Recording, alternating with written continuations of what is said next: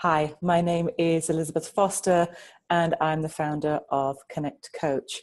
And what Connect Coach does is we work with experienced expert coaches, and we match them up with people that are wanting transformations in their life or their businesses or their organizations or whatever their relationships, whatever that happens to be.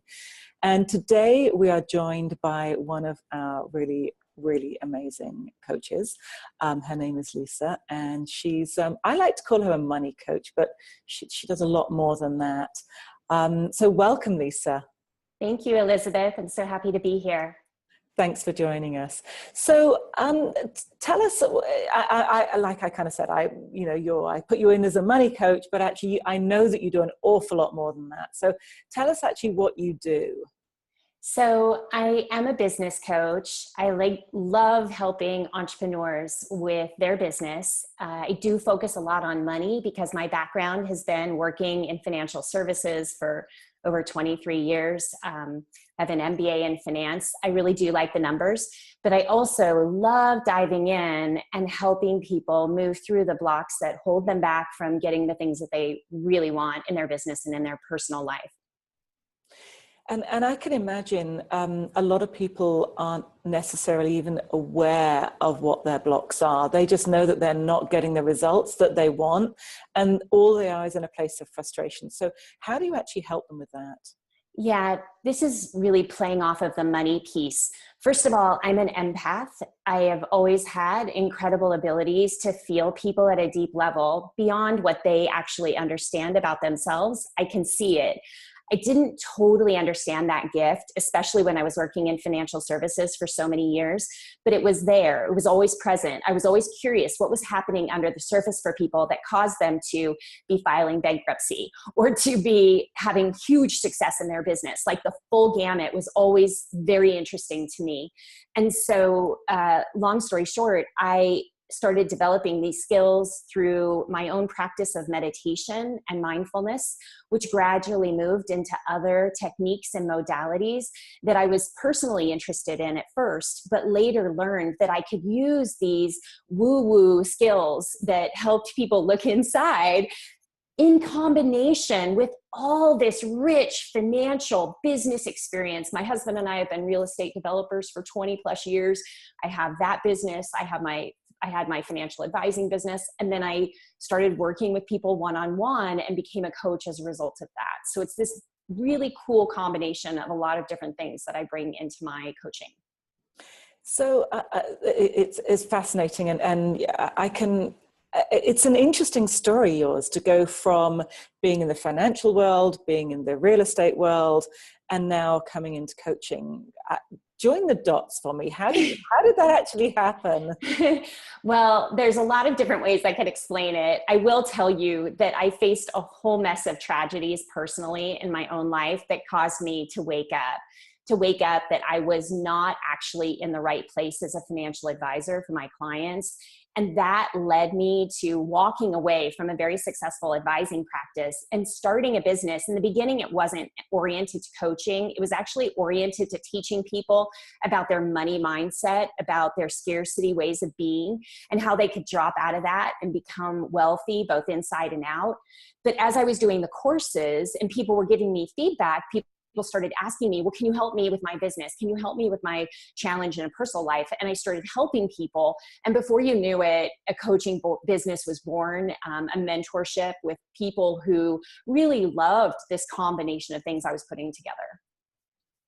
That sounds fantastic and fascinating. And I'm sure there's a whole nother layer of the story as well, but we'll stick with that one for now. So we talked about, you also being kind of a life coach for entrepreneurs and a money coach and a business coach. But what do you actually do for your clients? I take my clients through typically a 90-day cycle. I found that 90 days of working with me can be incredibly transformative. And then we decide what we want to do beyond that. But the first 90 days is most important. The first month, if we broke it into 3 parts, the first month is about diagnostic. Let's look at your whole canvas of your business, all the pillars, the 5 main cores of your business. What's working? What's not working? Where are not things just really stuck for you? And what I also notice is oftentimes things come in like, my relationship with my partner is really struggling, and that's causing me to not do these things. That stuff just comes in, even though we don't expect it to, but I'll be honest, it does. We're a whole person, especially when we're self-employed, and we're doing it all. So those things come in, but I'm watching all of that, and I end up putting some kind of report back to the client together that says, these are the areas that I think we should focus on. What do you think? These are the things that I think if we focus on these, and I know what goals you have, we're going to get to the place that you want to go at the end of the 90 days. The second month is about looking at clearing out the space or focusing on some areas that have come up that are areas of weakness. So this is where we dive into the obstacles. There may be emotional things going on. This is where I pull in my empathetic ability. There may be money stuff going on that really needs to dive deeper. I never know where it's going to go, but I use that diagnostic to guide us, and there's a lot of communication. And then the third part, that last month in the 90 days, is about how can we take what's happened, the breakthroughs that you've had, and put those into practical applications so that you are achieving your goals. We may not have done everything, but at least you're set up for success by the end of that 90 days. So does that help?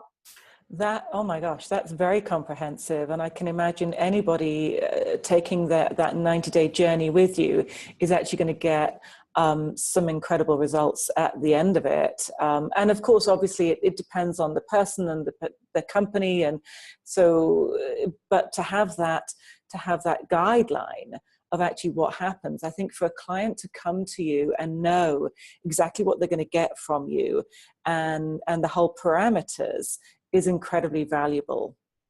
Yeah, it's super fun because I've had businesses that were, on the smaller side all the way up to $17 million in revenue businesses.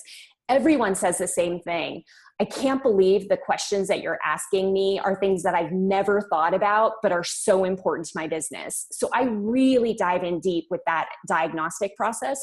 And it's, 4 hours that are kind of mind blowing of, a couple sessions back to back of let's really dive in. And that sets everything up for success.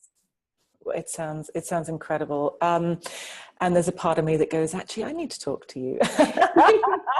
Yay!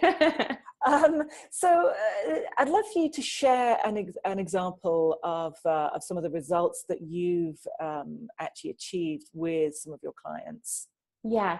One of them comes to mind, a woman who's also a coach focused on business coaching and team building, recently worked with me. And one of the things that I pull out of our experience is we did everything that I told you. We did a lot of, deep dive stuff. But one of the projects that came up that was fascinating is she had been working with a client for many years now as a regular consultant for them.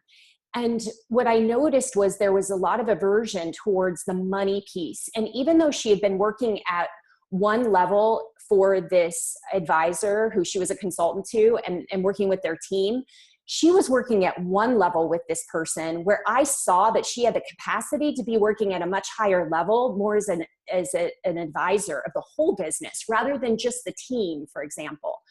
So we dove into her new proposal coming into the year and realized that her understanding of the financial numbers of what was going on in that partner's business was not very substantial. And he needed more guidance in that capacity. And so I started educating her about what were the key metrics, what were the things that are going to be really important to this partner, where she could add tremendous value to her client.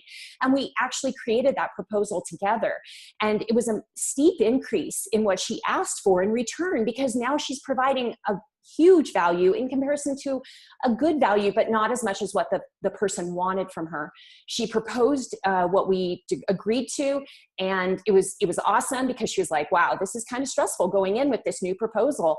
And there were some different metrics with it, which was like a baseline and success-based metrics going to the year so that she had a lot of upside. And sure enough, it was totally accepted. And the person said, yes, this is awesome. And I'm so excited to see you operating at that level. This is what I've always wanted you to be doing in my business. But he couldn't guide her through that process. You know, it would have been awkward. He was asking her for it. I could tell that was ready to be done, but we just needed to spend some time. And that's a perfect example of just one, case of me helping someone because of my background.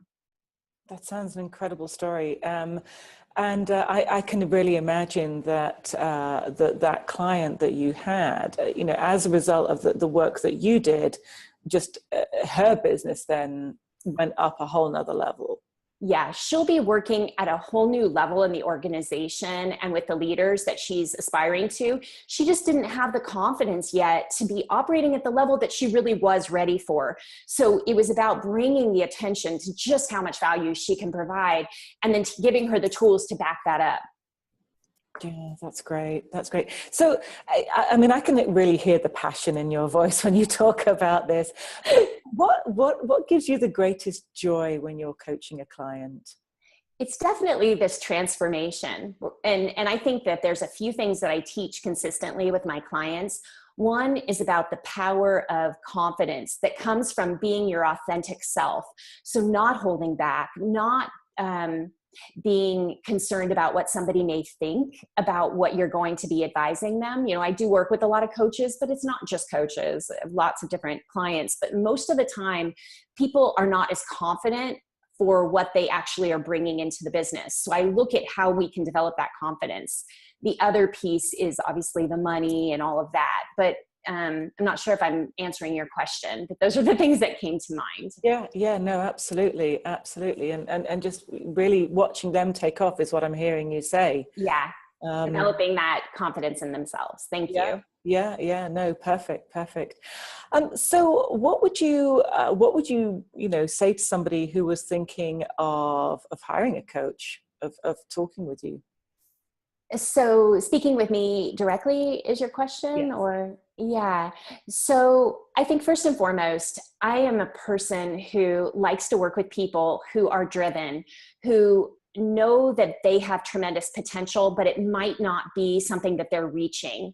That's a sweet spot for me because of my broad background. I'm able to help them realize what is the thing that's holding them back and focus on that. So if you're thinking about me as a coach or you're thinking about hiring a coach, my advice is to make sure that the person that you're hiring is really suited for where you're at. And if you're going to a coach because you're wanting some business tools, then hire that coach.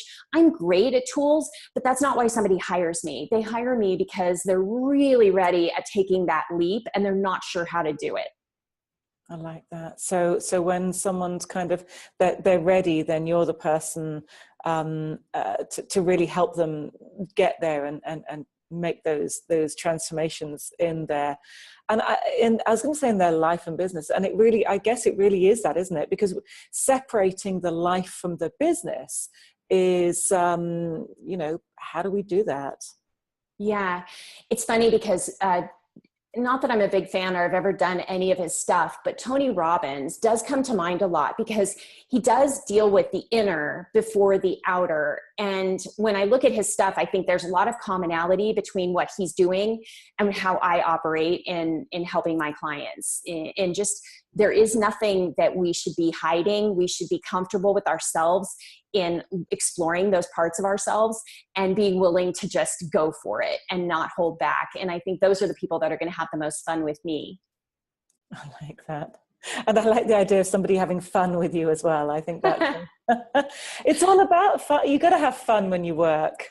Oh my gosh. To me, I mean, that's all I teach, is that the whole reason we're doing this is so that you can have joy and fun and freedom in your life. And freedom comes from this place of not just having everything go right, but being able to handle and have resiliency when things are totally not going right. Yet you feel so at peace with what's happening and how you're handling it, that you know you're going to be okay. And I think that's why the coaching that I do has such a lasting impact. Is it's not just about quick fixes. It's about, let's look at how we can make a difference in the rest of your life, not just in the next year. I love that. I love that because, certainly in society these days, it's about, okay, I want this quick fix now. I want the results now. I want this now. And it's sometimes, we grab hold of it and it just, because we haven't done the foundational work, it just slips through our fingers. Yeah, I do have to say that in the coaching's taken off. There's a lot of different people out there doing coaching.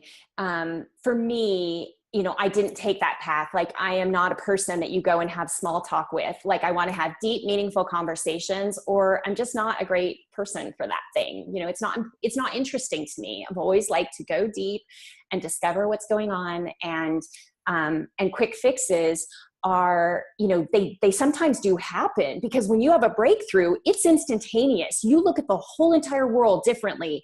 So they happen, but I don't like people coming in expecting they're going to happen, because then it sets us both up for kind of not such great communication. It's not honest and authentic if we're just expecting that. Yeah, no, I totally understand that.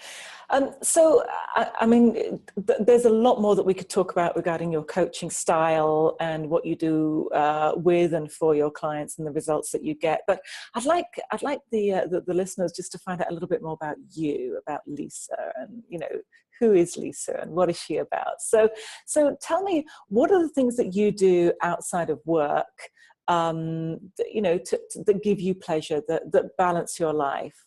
Yeah, thank you. So first and foremost, I've been with my husband for nearly 30 years. So, I mean, a great passion of mine is that relationship and how it's grown over time. I have 2 children. I love spending time with them.